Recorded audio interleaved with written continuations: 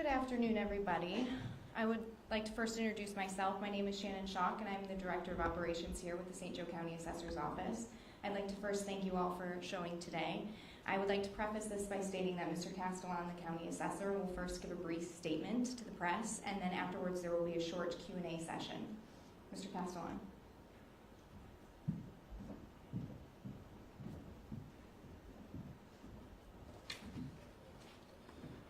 Good morning. So we called this press conference today because we're receiving a lot of questions not only from taxpayers but from the media. So we want to give a bit of information for the taxpayer and then of course for the media as well to make sure that we're putting out the right information to the taxpayers. So ladies and gentlemen, members of the media, fellow residents, thank you for being here today. I'd like to speak to you directly, the hard-working taxpayers of St. Joseph County, to provide clarity and context about changes in property assessments, and to share how my office is working to ensure fairness, transparency, accuracy in every step of the way. First, let's address the core reason why many of you have seen changes in your assessed property values. There are four main factors behind the shift.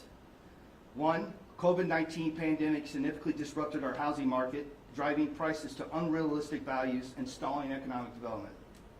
Inflation and rising construction costs have increased the market value of properties across the board. And perhaps most importantly, the Department of Local Government Finance raised cost tables that will reflect 4 years of inflationary values. 4 years of inflationary values were put on the taxpayers in a single year. Additionally, for decades, data was inaccurately collected, not reflecting true market value. So for the past 2 years, I've been correcting the historical imbalance and ensuring assessments reflect today's market conditions. It is also important to clarify that the state of Indiana promulgates the rules for which assessors must apply market value. My office does not create those rules. We are required to follow and implement what the state determines is fair and equitable. While we do everything we can to apply those rules fairly and accurately at the local level, the broader framework is beyond our control.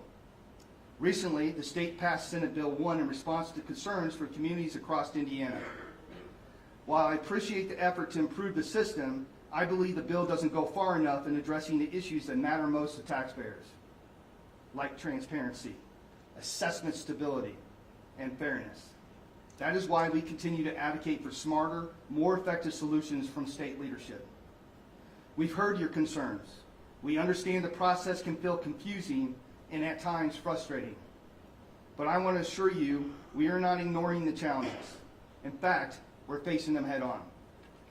Over time, the property assessment system has grown increasingly complex. It's been shaped by shifting policies, limited tools, and lack of consistent investment.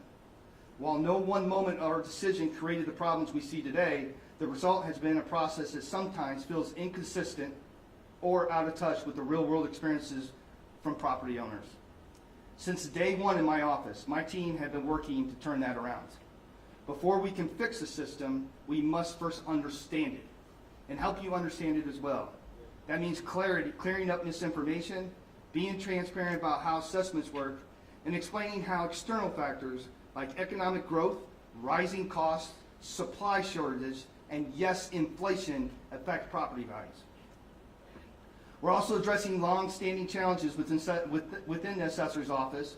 For decades, outdated tools, minimal staffing, and limited resources held this office back. That is changing.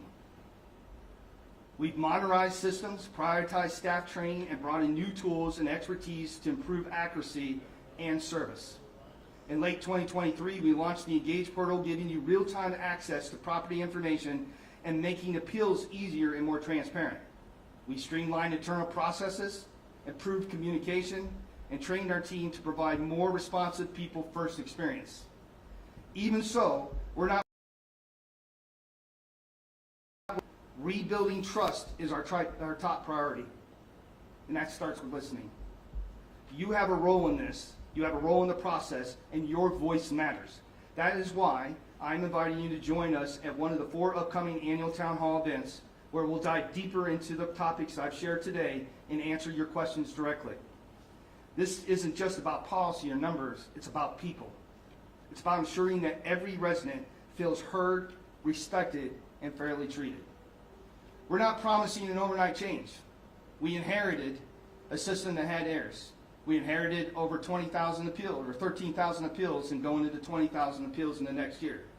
But what we are promising is thoughtful, meaningful reform and firm commitment to doing the right thing together.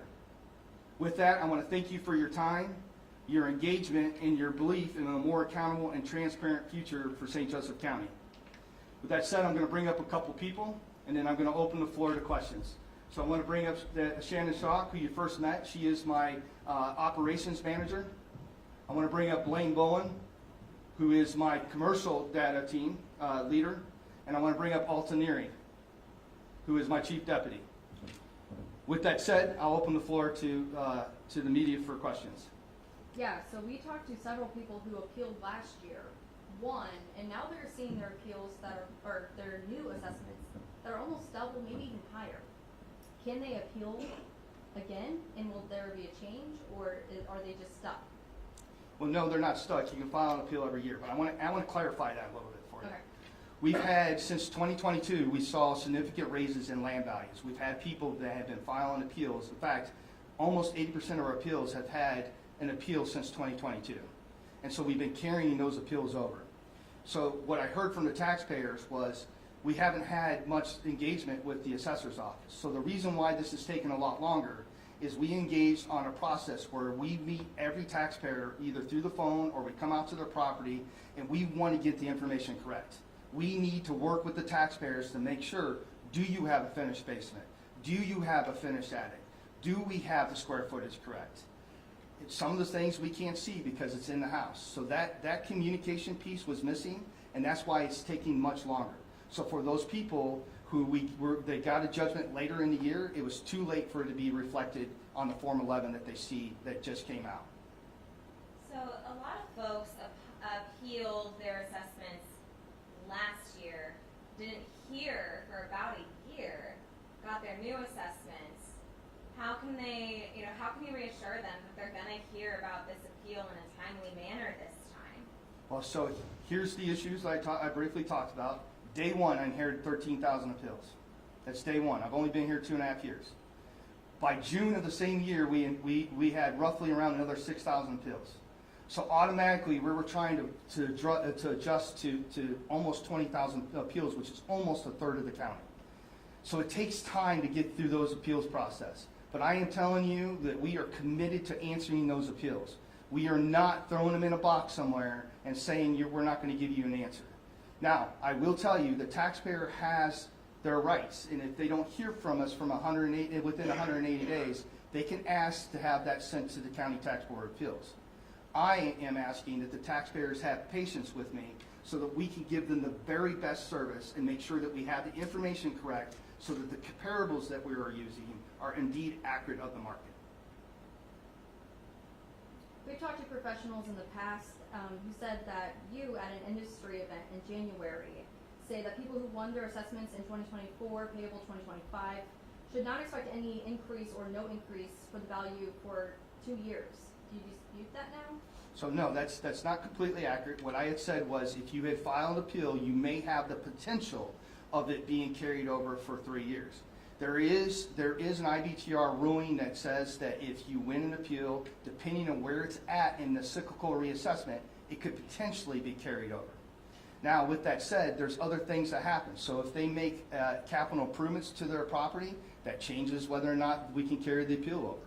If we do a land study or there's a significant change within the market that is driven, then we have to relook at the market. This year, again, the DLGF had put into place cost tables that were reflective of 4 years of inflationary values over the last 4 years.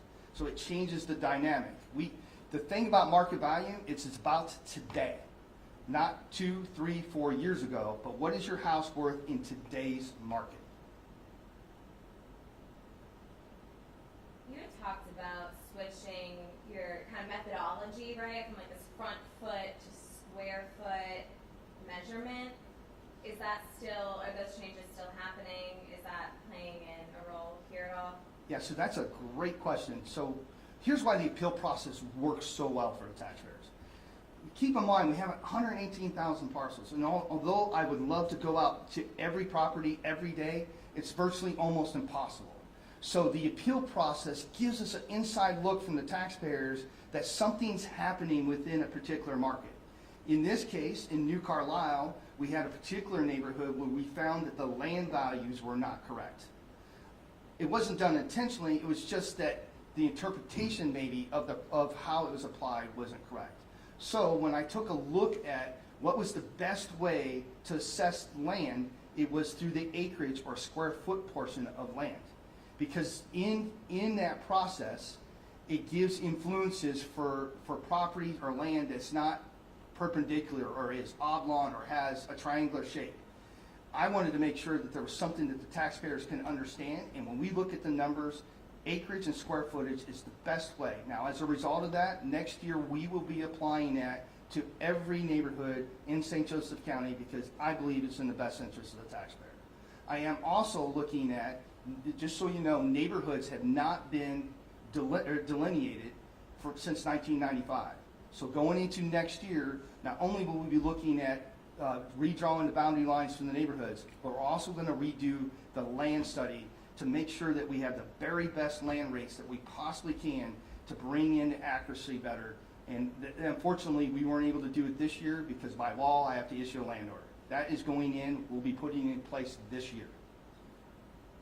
Just going off that with the New Carlisle subdivision, are there any other issues that are impacting numbers elsewhere?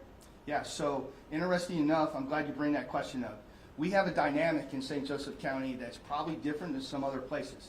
First of all, the University of Notre Dame is expanding its footprint. They're buying up properties and they're tearing them down and then they're rebuilding these mega homes. That impacts homes, especially in the older neighborhoods where people have been there for a long, long time.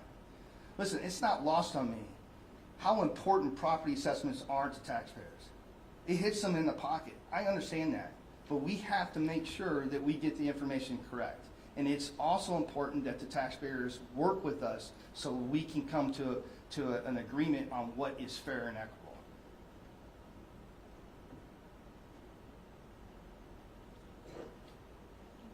Any other questions? Do I have any questions from the audience? With that said, I want to say thank you to the media for coming out today. Again, we'll be having 4 town hall meetings. We'll get into, in the meetings, we'll get into depth and some of the things that are impacting particular neighborhoods. And we'll also have our staff there so that the staff can pull up their property record cards at the town hall meetings and we can start to talk to them about some of those issues they might have with their property. I want the taxpayers to know this. I don't care about the state's budget or the county's budget or anything that has to do with budgetary requirements. Only thing I care about is making sure that we protect our citizens and we make sure that the assessments are as fair as I can possibly get within the framework of what the state allows me to do. With that, I thank you and appreciate you guys coming out. Have a good day.